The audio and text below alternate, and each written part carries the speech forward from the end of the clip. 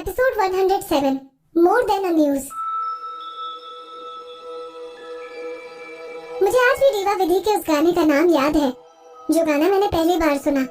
उस गाने का नाम अनजान राही था।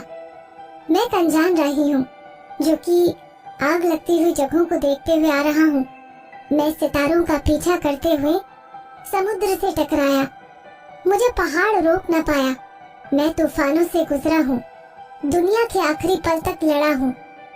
मेघना ने धीरे से उस गाने की 4 लाइनें गाई और फिर मुस्कुरा उठी। ये बहुत अच्छा गाना है, शायद मैंने इससे अच्छा गाना अपनी जिंदगी में कभी नहीं सुना।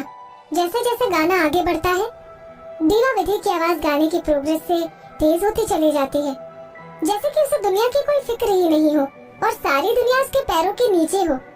मैंने इस एल्बम को पहली बार सुनते ही खरीद लिया था और जब भी मेरे मन में गिव अप करने का ख्याल आता तब मैं इस गाने को सुन लिया करती थी। ना जाने ये गाना मुझे कैसे स्ट्रेंथ दे देता है जो मैं इस दुनिया में किसी से भी लड़ने के लिए तैयार हो जाती हूँ। विदुषी, मैं तुम्हें सारी बातें तो नहीं बता सकती, लेकिन दीवा विधि की आवाज से मैं अपनी जिंदगी के कई मुश्किल पलों से लड़ी हूँ और जीती भी हूँ। अपनी जिंदगी में मैं बहुत से लोगों के मैनेजर रही, लेकिन फैन सिर्फ एक की ही रही और वो दीवा विधि है। मेघना आगे बोलने से पहले कुछ पलों के लिए चुप हो गई।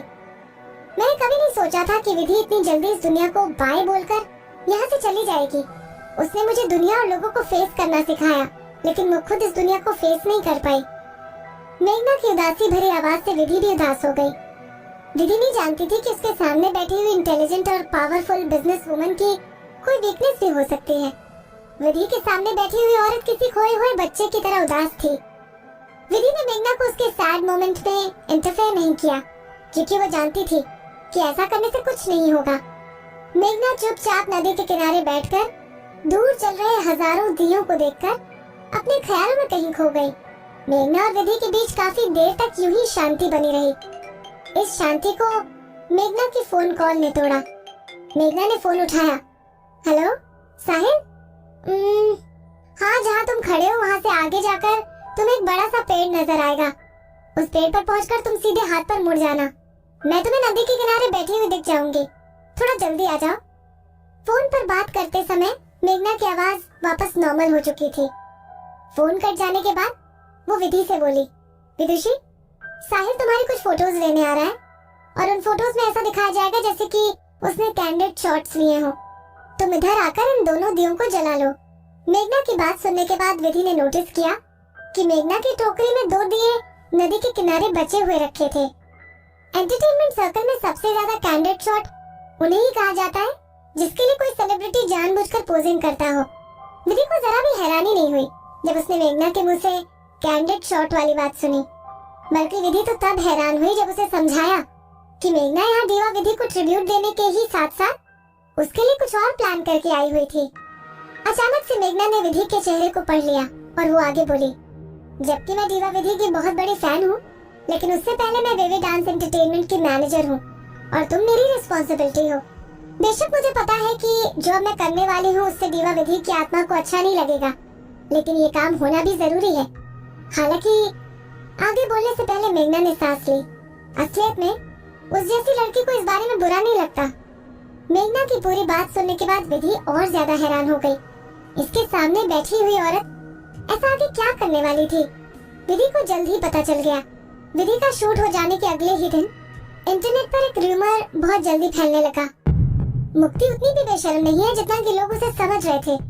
उस दिन जब मुक्ति ने शूटिंग के टाइम किसी और को बोलकर टिम्सी को चाटा मारने को कहा, तब उसने उसके पीछे का रीजन किसी को नहीं बताया। उसके पीछे का रीजन ये था कि टिम्सी अपने लड़की होने का फायदा उठाकर मिस्टर कपूर के क्लोज जाने की कोशिश कर रही थी। वो जानती थी कि मिस्टर कपूर के क्लोज होने के बाद उसको इंडस्ट्री में फेमस होने से कोई नहीं रोक पाएगा। इस न्यूज के रिलीज हो जाने के बाद मुक्ति के डाई हार्ड फैंस का रिएक्शन देखने वाला था। तो ऐसा इसलिए हुआ क्योंकि टिम्सी अपनी बेशर्मी से मिस्टर कपूर के क्लोज आने की कोशिश कर रही थी। उस बेशर्म टिम्सी को जरूर हमारी मुक्ति मैम ने पहले ही समझाया होगा, लेकिन वो फिर भी नहीं मानी। मुक्ति मैम के पास टिम्सी को दूसरे तरीके से समझाने के अलावा और कोई मौका नहीं रहा होगा। लोगों ने जल्द ही इस न्यूज को अपनी मनगढ़ंत स्टोरी बना ली। विदुषी टिम्सी पर दया करके उसको बचाने आ गई, लेकिन विदुषी को पूरी स्टोरी नहीं पता थी। इंटरनेट पर मुक्ति के फैंस ने क्लेम किया कि विदुषी के इंटरफेरेंस के बाद मुक्ति ने विदुषी को सारी सिचुएशन समझाने की कोशिश की। हालांकि विदुषी को महसूस हुआ कि अगर वो किसी के लिए स्टैंड नहीं लेगी तो इंडस्ट्री में उसके लिए स्टोरी कैसे बनेगी। इसलिए विदुषी ने बिना सोचे समझे मुक्ति को थप्पड़ मार दिया। उसने न केवल मुक्ति को थप्पड़ मारा बल्कि ये भी कहा कि दीवा विधि बेशर्म है। बाकी आगे की बातें सभी लोग जानते हैं। इस न्यूज और उसके नीचे के कमेंट पढ़कर विधि शॉक हो गई। क्या ये इंसिडेंट अभी तक खत्म नहीं हुआ? विधि अपने आप से कहकर मेघना से पूछने लगी, ऐसा कब तक चलता रहेगा? आज शाम जो कुछ भी मुक्ति के साथ स्टेज पर हुआ, क्या उन सब चीजों से मुक्ति का पेट नहीं भरा? मेघना मुस्कुराई और बोली, मुक्ति अकेली नहीं है जो इस इंसिडेंट को खत्म नहीं होने दे रही है। विधि के कंफ्यूज्ड एक्सप्रेशन को देखकर मेघना ने उसे समझाया, ये सच है कि मुक्ति इस इंसिडेंट से अपना नाम हटाने की बहुत कोशिश कर रही है और इसीलिए उसने टिम्सी की मिस्टर कपूर के क्लोज आने वाली बैक स्टोरी को सबके सामने लाकर खड़ा कर दिया है। आरव के दिल में मुक्ति की अच्छी खासी जगह बनी हुई है और आरव उसकी फिजिकल नीड पूरी करने वाली टिम्सी का इस्तेमाल करके मुक्ति का नाम इस इंसिडेंट से हटाना चाह रहा है। हालांकि ऐसा जरूर हुआ होगा जिससे आरव इतना हर्ट हुआ। विधि ने पूछा, क्या? मेघना बोली, क्या तुमने इस न्यूज में लिखी हुई बात को नोटिस नहीं किया? इसमें लिखा हुआ है कि तुमने दीवा विधि को निशाना बनाते हुए कहा कि दीवा विधि ने आरव कपूर के साथ सोकर अपने फेम को पाया है। जब ये सारा इंसिडेंट हुआ तब किसी ने इस बात को नोटिस नहीं किया कि तुमने दीवा विधि की क्या इंसल्ट की? विधि ने अपना सर झुकाया और ध्यान से सोचने लगी। जब उस दिन रिपोर्टर ने फोटोज क्लिक की तब वहाँ हमारे साथ टिम्सी और मुक्ति थी। अगर मैंने दीवा विधि की इंसल्ट की ही नहीं तो जाहिर सी बात है टिम्सी को कुछ कैसे पता हो सकता है। अच्छा, अब मैं समझ गई। इसका मतलब मुक्ति ने मुझे फंसाने के लिए पूरी कहानी बनाई है और उसने ही आरव कपूर को बताया होगा कि मैंने दीवा विधि के बारे में ऐसा वैसा कहा है। अपनी बात पूरी करते हुए विधि उस इंसिडेंट के बारे में सोचने लगी जब आरव ने उसे किडनैप कर लिया था और गुस्से में उसे अमीर लोगों के साथ सोने की बात कह रहा था। उस इंसिडेंट के बारे में सोचने से ही विधि अपने शरीर में घबराहट महसूस करने लगी। वो पूरी तरह समझ गई कि मुक्ति ने ही आरव को झूठी कहानी बताकर सुनाई होगी। हालांकि इस झूठी कहानी के बारे में सिर्फ आरव जानता था और यहाँ तक कि मीडिया वालों ने भी जानने की कोशिश नहीं की विदुषी ने दीवा विधि की क्या इंसल्ट की। विधि को कुछ समझ नहीं आया और वो अपने मन में सोचने लगी, आरव ने इस इंसल्ट के बारे में मीडिया को क्यों नहीं बताया? क्या वो मीडिया के सामने विधि की इज्जत को बचाए रखना चाहता था या फिर अपनी कंपनी टाइम म्यूजिक एंटरटेनमेंट की?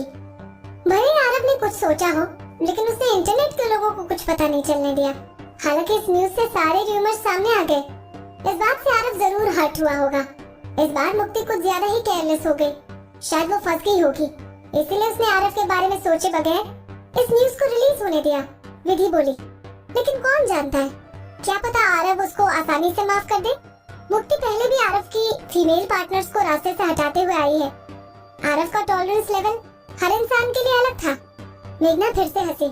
गेस करो, तुम्हें क्या लगता है कि आरव दीवा विधि को ज्यादा सपोर्ट करता है या फिर मुक्ति को? क्या मतलब? विधि फिर से कंफ्यूज हो गई और अपने मन में सोचने लगी, मेघना मुझसे इस बारे में क्यों पूछ रही है? मेरे अंदर इस बात को गेस करने की हिम्मत नहीं है। मेरे हिसाब से आरव कपूर को विधि ज्यादा पसंद थी। मेघना ने अपनी सोच के हिसाब से गेस किया, वरना इनोसेंट वाली बात बाहर आने के बाद मुक्ति का चेहरा पीला क्यों पड़ गया था? विधि के दिल की धड़कन तेज हो गई। तुम्हारा मतलब है कि इन सारी डिटेल्स के बारे में मुक्ति ने मीडिया को नहीं बताया है? मुक्ति उतनी बेवकूफ नहीं है जितना तुम उसे समझती हो। मेघना हैरान होते हुए तिरछी नजर से विधि को देखने लगी। वो या तो आरव के दिल में अपनी जगह नहीं बना पा रही है या फिर मुक्ति अच्छी तरह जानती है कि वो आरव के दिल में विधि की जगह को नहीं बदल सकती। इसीलिए स्टार्टिंग में मुक्ति ने इन डिटेल्स को किसी के सामने नहीं आने दिया और अगर मुक्ति ने इन डिटेल्स को उस समय बाहर नहीं आने दिया तो अब उसके लिए इन डिटेल्स को सामने लाने का कोई मतलब नहीं बनता। वो आरव को गुस्सा होने के लिए क्यों मजबूर करेगी? जो लोग विधि की सो कॉल्ड इंसल्ट को सामने लेकर आए हैं वो जरूर वेवे डांस एंटरटेनमेंट के लोग हैं।